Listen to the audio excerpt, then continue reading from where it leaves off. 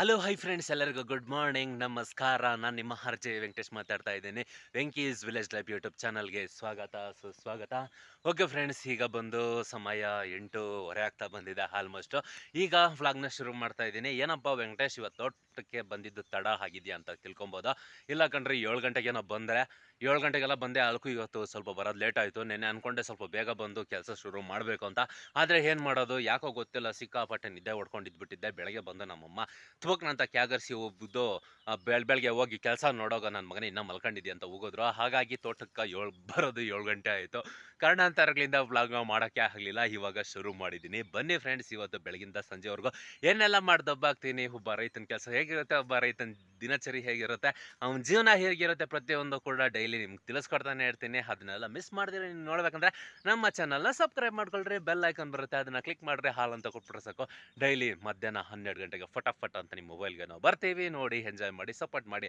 ಇವತ್ತೇನಪ್ಪ ಕೆಲಸ ಅಂತ ಹೇಳಿದ್ರೆ, ನಮ್ಮ ತೊಂಡೆ ಗಿಡದ ತೋಟದಲ್ಲಿ ಬಂದು ಕಳೆ ಹೊರಿತಾ ಇದ್ದೀನಿ ಕಣ್ರಿ, ಗುಣಿಗಳಲ್ಲಿ. ಆ ಒಂದು ಕಳೆ ಹೊರಿತಾ ಇದ್ದೀನಿ. ಆದರೆ ಇವತ್ತು ನಾನು ಒಬ್ಬನೇ ಕೆಲಸ ಮಾಡ್ತಾ ಇರೋದು. ಯಾಕಂತ ಹೇಳಿದ್ರೆ ನಮ್ಮಮ್ಮ ಲೀವ್ ತಗೊಂಡಿದ್ದಾರೆ. ಏನಕ್ಕಪ್ಪ ಲೀವ್ ತಗೊಂಡಿದ್ದಾರೆ ಅಂತ ಹೇಳಿದ್ರೆ, ನಮ್ಮೂರಲ್ಲಿ ಕರ್ಗ 1ನೇ ತಾರೀಕು 1ನೇ ತಾರೀಕು ಕರ್ಗ. ಇವತ್ತು ಮನೆಯೆಲ್ಲ ಕ್ಲೀನ್ ಮಾಡ್ಕೋಬೇಕು. ಹಾಗಾಗಿ 2 ದಿನ ನನಗೆ ಲೀವ್ ಕೊಡು, ತೋಟ ಕಡೆ ನಾನು ಬರೋದಿಲ್ಲ. ಏನೇ ಇದ್ರು ನೀನು ಒಬ್ಬನೇ ನೋಡ್ಕೋ ಕೆಲಸ ಅಂತ ಹೇಳಿದ್ರು. ಓಕೆ, ಇನ್ನೇನು ಮಾಡೋಕ್ಕಾಗಲ್ಲ, ಮನೆಯೆಲ್ಲ ಕ್ಲೀನ್ ಮಾಡ್ಕೊ ಹೋಗಮ್ಮ ಅಂತ ಹೇಳ್ಬಿಟ್ಟು ನಾನು ಇವಾಗ ಸುಮ್ಮನೆ ಅದೇ. 2 ದಿನ ಬರೋದಿಲ್ಲ ಅಂತ ಹೇಳಿದ್ದಾರೆ. ನೋಡೋಣ ಏನು ಮಾಡ್ತಾರಂತ. ಅಲ್ಲಿವರೆಗೂ ನಾನೇನು ಮಾಡೋಣ, ಅಲ್ಲಿ ಇಲ್ಲಿ ಪುರೋಡಿ ಬ್ಲಾಕ್ ಆಗ್ತೈತೆ. ಅಲ್ಲಿ ಇಲ್ಲಿ ಪುರೋಡಿ ಬಿದ್ದರೆ ನಮ್ಮ ಕೆಲಸ ನಡೆಯೋದಿಲ್ಲ ಕಣ್ರಿ. ಹಾಗಾಗಿ ಗುಣಿಗಳಲ್ಲಿ ಕಳೆ ಹೊರೆಯೋಕ್ಕೆ ನಾನು ಸ್ಟಾರ್ಟ್ ಮಾಡಿದ್ದೀನಿ. ಎಷ್ಟಾಯ್ತೈತೋ ಅಷ್ಟಾಗಲಿ ಅಂತ. ಬನ್ನಿ, ಇವತ್ತು ನಮ್ಮ ಒಂದು ಡೈಲಿ ರೋಟೀನ್ ಹೇಗಿರೋದಂತ ನೋಡೋಣ. ಫ್ರೆಂಡ್ಸ್, ಈ ವಿಡಿಯೋ ನೋಡ್ತಾ ಇರೋರು ನಿಮ್ಮ ತೋಟದಲ್ಲಿ ನಾನು ಪನ್ನೀರ್ ಹಣ್ಣಿದ್ರೆ, ವಾಟರ್ ಆಪಲ್ ಇದ್ದರೆ, ಇದು ಎಷ್ಟು ವರ್ಷ ಕಂಡುಬಿಡುತ್ತೆ ಅಂತ ಹೇಳ್ರಿ. ಇದು ನೋಡಿ ಸುಮಾರು 2 ವರ್ಷ ಆಗ್ತಾ ಬಂದಿದೆ. ಆದರೆ ಇವತ್ತಿಗೂ ಕೂಡ ಹಣ್ಣಿಲ್ಲ ಕಣ್ರಿ. ಸುಮ್ಮನೆ ಪೊದೆ ಬೆಳ್ದಂಗೆ ಬೆಳೀತಾ ಇದೆ. ಸುಳಿಗಳು ಈ ಥರ ಡ್ರಾಪ್ ಆಗ್ತೈತೆ, ಮತ್ತು ಚಿಗುರ್ಕೊಂತೈತೆ, ಮತ್ತು ಬೆಳೀತಾ ಇರ್ತೈತೆ. ಆದರೆ ಹಣ್ಣೇ ಬಿಟ್ಟಿಲ್ಲ ಕಣ್ರಿ. ನಾನು ಕೂಡ ಕಾಯ್ತಾ ಇದ್ದೀನಿ ಬಕ ಪಕ್ಷಿ ಥರ. ಆದರೆ ಹಣ್ಣು ಯಾವಾಗ ಬಿಡ್ತೈತೋ ಗೊತ್ತಿಲ್ಲ. ಸುಮ್ಮನೆ ದೆವ್ವ ಬೆಳ್ದಂಗೆ ಬೆಳೀತಾ ಆಯ್ತು. ನಿಮ್ಮ ತೋಟದಲ್ಲಿ ಏನಾನ ಇದ್ದರೆ, ಅಥವಾ ಇದ್ರ ಬಗ್ಗೆ ನಿಮ್ಗೆ ಏನಾನ ಮಾಹಿತಿ ಇದ್ದರೆ, ದಯವಿಟ್ಟು ನಮ್ಮ ಕಮೆಂಟ್ ಬಾಕ್ಸಲ್ಲಿ ಕಮೆಂಟ್ ಮಾಡಿರಿ. ಎಷ್ಟು ವರ್ಷ ಕಂಡು ಬರುತ್ತೆ ಅಂತ ನಾನು ಕೂಡ ತುಂಬ ಕ್ಯೂರಿಯಾಸಿಟಿಯಿಂದ ಕಾಯ್ತಾ ಇದ್ದೀನಿ ಕಣ್ರಿ. ಹಾಗೆ ಈ ಕಡೆ ಬಂದರೆ ಆಪಲ್ಲು ಇದೆ. ಈ ಆಪಲ್ ಬಂದು ಸುಮಾರು 3 ವರ್ಷ ಕಂಡು ಬರುತ್ತೆ ಅಂತ ಹೇಳಿದ್ರು ನರ್ಸಿ ಅವರು. ಅದೇನು ಬರುತ್ತೋ ಬಿಡುತ್ತೋ ಒಂದೋ ಗೊತ್ತಿಲ್ಲ. ಅವ್ರ ನರ್ಸರಿಗಳವ್ರು ಮಾತ್ರ ನಂಬ್ಕೊಂಡ್ಲೇಬಾರ್ದು. ಇಷ್ಟು ವರ್ಷಕ್ಕೆ ಕಂಡು ಬರುತ್ತೆ ಅಂತ ಹೇಳಿದ್ರೆ ದಯವಿಟ್ಟು ನಂಬಕ್ಕೆ ಹೋಗ್ಬೇಡ್ರಿ. ಯಾಕಂತ ಹೇಳಿದ್ರೆ ನಮ್ಮ ತೋಟ ಸುತ್ತೂರು 25 ತೆಂಗಿನ ಸಸಿ ಹೊಂಡಿದ್ದೀನಿ. 3 ವರ್ಷಕ್ಕೆಲ್ಲ ಕಾಯಿ ಬರುತ್ತೆ ಅಂತ ಹೇಳಿದ್ರು. ಆದರೆ ಸುಮಾರು 4 ವರ್ಷ ಆಗ್ತಾ ಬಂತು. ಇವತ್ತು ಕಾಯಿ ಇರಲಿ, ಒಂದು ಬಳೆ ಕೂಡ ಬಿಡಲಿಲ್ಲ ಕಣ್ರಿ. ಎಲ್ಲ ಹಂಗೆ ಇದ್ದಾವೆ, ಚಿಕ್ಕ ಚಿಕ್ಕ ಗಿಡಗಳಾಗೆ ಬಿಡ್ತೈತೆ, ಬುಡದಲ್ಲೇ ಬಿಟ್ಬಿಡ್ತೈತೆ ಅಂತ ಹೇಳಿದ್ರು. ಎಲ್ಲ ಬರೀ ಓಳು. ಇನ್ನು ಈ ಕಡೆ ಲಕ್ಷ್ಮಣ ಫಲ, ಇದು ಎಷ್ಟು ದಿನಕ್ಕೆ ಬರುತ್ತೋ ಅಂತ ಗೊತ್ತಿಲ್ಲ ಆಲ್ಮೋಸ್ಟ್ ನನಗೆ. ಈ ಲಕ್ಷ್ಮಣ ಫಲನೂ ಕೂಡ ಅಷ್ಟೇ. ನಿಮ್ಗೆ ನನಗೆ ಗೊತ್ತಿದ್ರೆ ದಯವಿಟ್ಟು ಕಮೆಂಟ್ ಬಾಕ್ಸಲ್ಲಿ ಕಮೆಂಟ್ ಮಾಡಿರಿ. ಇವತ್ತಿವರೆಗೂ ಈ ಹಣ್ಣನ್ನೇ ನಾನು ತಿಂದಿಲ್ಲ. ಈ ಹಣ್ಣು ಯಾವಾಗ ಬರ್ತದೋ ಗೊತ್ತಿಲ್ಲ. ತಿನ್ನಬೇಕು ಅಂತ ಭಲೆ ಆಸೆ ಆಗ್ಬಿಟ್ಟದೆ.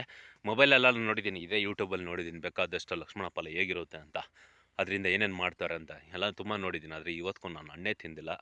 ಇದು ಯಾವಾಗ ಬಿಡ್ತೈತೋ ನಾನು ಕೂಡ ತುಂಬ ಕಾತರದಿಂದ ಕಾಯ್ತಾ ಇದ್ದೀನಿ.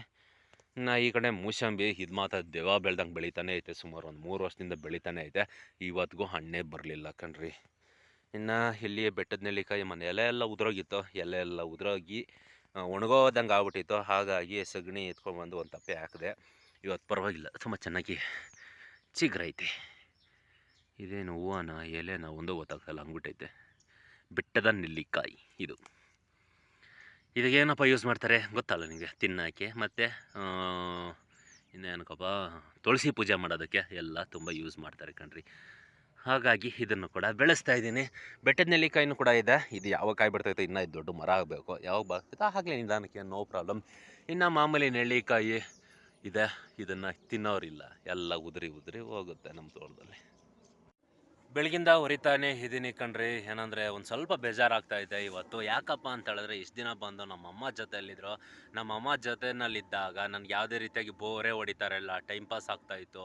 ಜೊತೇಲಿ ಮಾತಾಡಿಕೊಂಡು ಕೆಲಸ ತುಂಬ ಚೆನ್ನಾಗಿ ಆಗ್ತಾಯಿತ್ತು. ಅಂದರೆ ಹೇಳ್ತಾರಲ್ವ, ನಮ್ಮ ಹಳ್ಳಿ ಕಡೆ ಒಂದು ಹಳ್ಳಿ ಭಾಷೆ ಇದೆ ನಮ್ಮದು, ಆಳು ಕಾಳಿದ್ರೆ ತುಂಬ ಚೆನ್ನಾಗಿ ಕೆಲಸ ನಡೀತೈತೆ ಅಂತ. ಆಳು ಕಾಳಿದ್ರೆ ತುಂಬ ಕೆಲಸ ನಡೀತೈತೆ ಅಂತ ಹೇಳ್ತೀವಿ. ಅದು ನಿಜ ಕಣ್ರಿ. ಯಾಕಂತ ಹೇಳಿದ್ರೆ, ಆಳು ಅಳಗಿದ್ರೆ ಇಷ್ಟು ದಿನ ನೋಡಿ ನಮ್ಮಮ್ಮ ಜೊತೆಯಲ್ಲಿದ್ದರು, ಇಬ್ಬರು ಮಾತಾಡಿಕೊಂಡು ಹೊರ್ಕೊಂಡು ತಮಾಷೆ ಮಾಡಿಕೊಂಡು ಹಂಗಮ್ಮ ಹಿಂಗಮ್ಮ ಅಂದ್ಕೊಂಡು, ನಮ್ಮಮ್ಮ ಹಂಗೆ ವೆಂಕಟೇಶ ಹಿಂಗೆ ವೆಂಕಟೇಶ ಅಂತ ಅಂದ್ಕೊಂಡು ಈ ಥರನೇ ಮಾತಾಡ್ಕೊಂಡು ಕೆಲಸ ಮಾಡ್ತಾಯಿದ್ರಿ. ಇವತ್ತು ನಮ್ಮಮ್ಮ ಇಲ್ಲ ಜೊತೆಯಲ್ಲಿ ಸಿಕ್ಕಾಪಟ್ಟೆ ಬೋರ್ ಹೊಡಿತೈತೆ.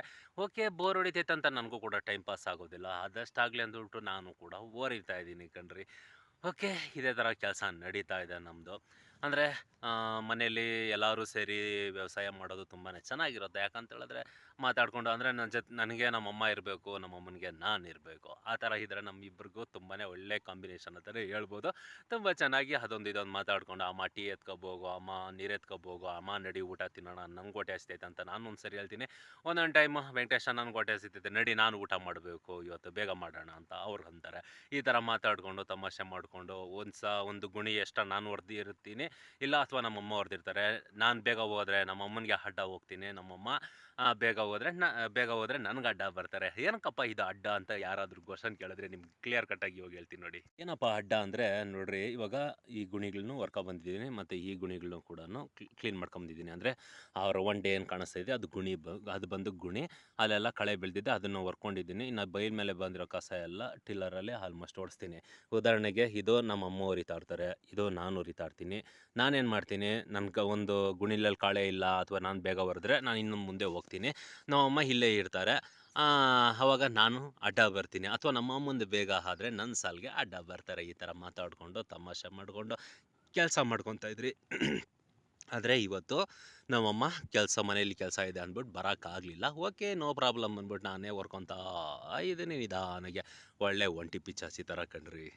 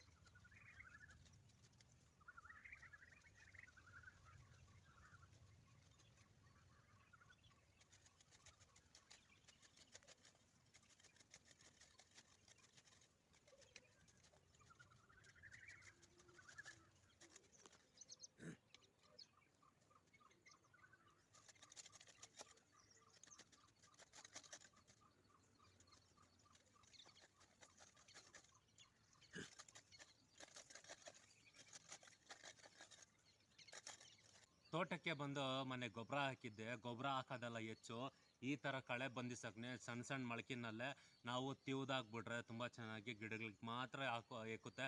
ನಾವು ಹಾಕೋ ಒಂದು ಗೊಬ್ಬರ ಮತ್ತು ಬೇಸಾಯ ಇದೆಲ್ಲ ಬೇರೆ ಗಿಡಕ್ಕೆ ಮಾತ್ರ ಹೋಗುತ್ತೆ. ಗಿಡ ಚೆನ್ನಾಗಿ ಬಂದು ಡೆವಲಪ್ ಆಗುತ್ತೆ. ಅದನ್ನು ಬಿಟ್ಬಿಟ್ಟು ನಾವು ಗೊಬ್ಬರ ಹಾಕಿದ್ಮೇಲೆ ಕಳೆ ಹೊಡೆದಿಲ್ಲ ಅಂತ ಹೇಳಿದ್ರೆ ನಾವು ಹಾಕೋ ಒಂದು ಗೊಬ್ಬರ ಮತ್ತು ಬೇಸಾಯ ಪ್ರತಿಯೊಂದು ಕೂಡ ಆ ಕಳೆನೇ ತಿನ್ಕೊಳುತ್ತೆ 90%. ಇನ್ನು ಅಲ್ಪ ಸ್ವಲ್ಪ 10% ಗಿಡಗಳಿಗೆ ಹೋಗುತ್ತೆ, ಇನ್ನು 90% ಎಲ್ಲ ಇದೇ ಹುಲ್ಲಿಗೆ ಸೇರೋಗುತ್ತೆ. ಹಾಗಾಗಿ ಕಳೆ ಬಂದಿಸಕ್ಕೆ ಹೊಡೆದ್ಬಿಟ್ರೆ ನಾವು ಪ್ರಾಬ್ಲಮ್ ಆರಾಮಾಗಿ ನಾವು ಹಾಕಿರೋ ಬಂಡವಾಳ ಎಲ್ಲ ಗಿಡಕ್ಕೆ ಮಾತ್ರ ಹೋಗುತ್ತೆ. ಗಿಡಕ್ಕೆ ಹೋದರೆ ಗಿಡನೂ ಕೂಡ ತುಂಬ ಚೆನ್ನಾಗಿ ನಮ್ಗೆ ಕಾಯಿ ಬರುತ್ತೆ. ತಿರ್ಗಾ ಮತ್ತೆ ನಾವು ಹಾಕಿರೋ ಬೇಸಾಯ ಗೊಬ್ಬರ ಔಷಧಿ ಇನ್ನೊಂದು ಮತ್ತೊಂದು ಮಗದೊಂದು ಪ್ರತಿಯೊಂದು ಕೂಡ ನಮಗೆ ಕೈಗೆ ರಿಕವರಿ ಆಗುತ್ತೆ ಅಲ್ವಾ. ಓಕೆ ಫ್ರೆಂಡ್ಸ್, ಈ ಥರ ನಡೀತಾ ಇದೆ ಕಣ್ರಿ ಇವತ್ತು ಕೆಲಸ.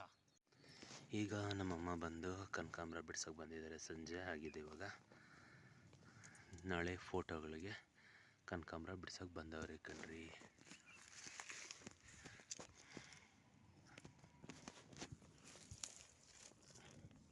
ಓಕೆ ಫ್ರೆಂಡ್ಸ್, ಸಂಜೆ ಮೇಲೆ ಬಂದು ನಮ್ಮಮ್ಮ ಕನಕಾಂಬರ ಬಿಡ್ಸಕ್ಕೆ ತೋಟಕ್ಕೆ ಬಂದಿದ್ರು. ಕನಕಾಂಬರ ಬಿಡಿಸ್ಕೊಂಡ್ರು, ಮತ್ತೆ ಮನೆ ಕಡೆ ಹೋದ್ರು. ನಾನೆಲ್ಲ ಬರ್ತಾರೆ ನನ್ನ ಜೊತೆ ಸಪೋರ್ಟ್‌ಗೆ ಕಳೆಬರಕ್ಕೆ ಅನ್ಕೊಂಡ್ರೆ, ಆದ್ರೆ ನಮ್ಮಮ್ಮ ಬರ್ಲಿಲ್ಲ. ಓಕೆ, ನೋ ಪ್ರಾಬ್ಲಮ್, ಹೋಗಮ್ಮ ನಿನ್ ಕೆಲಸ ಇದ್ದಿದ್ದೆ, ನಾಳೆ ಬರ್ತೀನಿ ಅಂತ ಹೇಳಿದ್ರು. ನಾಳೆ ಮಧ್ಯಾಹ್ನ ಮೇಲೆ ಬರ್ತೀನಿ ಅಂತ ಹೇಳಿದ್ರು. ಓಕೆ, ನೋಡೋಣ ಏನ್ ಮಾಡ್ತಾರೋ ಗೊತ್ತಿಲ್ಲ. ನಾಳೆ ಮಧ್ಯಾಹ್ನನೇ ಬರ್ತಾರೋ ಅಥವಾ ನಾಳೆ ಸಂಜೆ ಬರ್ತಾರೋ, ನಾಳೆ ಬೆಳಗ್ಗೆ ಬರ್ತಾರೋ ಗೊತ್ತಿಲ್ಲ ಆಲ್‌ಮೋಸ್ಟ್. ಏನಾದ್ರೆ ಜೊತೆಲಿದ್ರೆ ಒಂಥರ ಚೆನ್ನಾಗಿ ಟೈಮ್ ಪಾಸ್ ಆಗುತ್ತೆ ಕಣ್ರೀ. ಜೊತೆಗಿಲ್ಲ ಅಂತ ಹೇಳಿದ್ರೆ ಟೈಮೇ ಪಾಸ್ ಆಗೋದಿಲ್ಲ. ಆ ಥರ ಇರುತ್ತೆ. ಓಕೆ ಫ್ರೆಂಡ್ಸ್, ಅವರು ಹೋದ್ರು. ನಾವು ಇಷ್ಟೊತ್ತು ಗಂಟ ಕಳೆ ಬರ್ಕೊಂಡು ಇದ್ದಿದ್ದಾಯ್ತು. ಈಗ ಸಮಯ ಬಂದು ಸಂಜೆ 6:30 ಆಗ್ತಾ ಬಂದಿದೆ. ಓಕೆ, ನೋಡಿದ್ರಲ್ಲ ಇವತ್ತು ರೂಟೀನ್ ಎಷ್ಟಿತ್ತು ಅಂತ. ಇಷ್ಟೇ ಇದ್ದಿದ್ದು. ಆದಷ್ಟು ಇಷ್ಟೇ ನನ್ನ ಕೈಯಲ್ಲಿ ವಿಡಿಯೋನ ಕವರ್ ಮಾಡೋಕ್ಕಾಗಿದ್ದು. ಓಕೆ ಫ್ರೆಂಡ್ಸ್, ನೋಡಿದ್ರಲ್ಲ ಇವತ್ತಿನ ಒಂದು ವ್ಲಾಗ್ ಹೇಗಿತ್ತು ಅಂತ. ಈ ವಿಡಿಯೋ ಏನಾದರೂ ನಿಮ್ಗೆ ಇಷ್ಟ ಆಗಿದ್ರೆ, ಒಬ್ಬ ಹಳ್ಳಿ ಹುಡುಗನಿಗೆ, ಒಬ್ಬ ರೈತನಿಗೆ ಸಪೋರ್ಟ್ ಮಾಡಬೇಕಂತ ನಮ್ಮ ಮೇಲೆ ನಿಮಗೆ ಒಂಚೂರಾದರೂ ಕನಿಕರ ಇದ್ದರೆ, ನಮ್ಮ ಮೇಲೆ ನೋಡ್ತಾ ಇರೋರಲ್ಲ ಈ ವಿಡಿಯೋನ ಲೈಕ್ ಮಾಡಿ. ಇದೇ ರೀತಿಯಾಗಿ ವಿಡಿಯೋಗಳನ್ನ ನೀವು ಡೈಲಿ ನೋಡಬೇಕಂದ್ರೆ ನಮ್ಮ ಚಾನಲ್ನ ಸಬ್ಸ್ಕ್ರೈಬ್ ಮಾಡ್ಕೊಳ್ರಿ. ಬೆಲ್ ಐಕನ್ ಬರುತ್ತೆ, ಅದನ್ನು ಕ್ಲಿಕ್ ಮಾಡಿರಿ. ಆಲ್ ಅಂತ ಕೊಟ್ಬಿಟ್ರೆ ಸಾಕು. ಡೈಲಿ ಮಧ್ಯಾಹ್ನ 12 ಗಂಟೆಗೆ ಫಟಾಫಟ್ ಅಂತ ನಿಮ್ಮ ಮೊಬೈಲ್ಗೆ ನಾವು ಬರ್ತೀವಿ. ನೋಡಿ, ಎಂಜಾಯ್ ಮಾಡಿ, ಸಪೋರ್ಟ್ ಮಾಡಿ ಅಂತ ಹೇಳಕ್ಕೆ ನಾನು ಇಷ್ಟಪಡ್ತೀನಿ. ಓಕೆ ಫ್ರೆಂಡ್ಸ್, ಇವತ್ತಿನ ಕತೆ ಬಂದಿಷ್ಟು. ಮತ್ತೆ ನಾಳೆ ನಿಮ್ಗೆ ನಾನು ಸಿಗ್ತೀನಿ.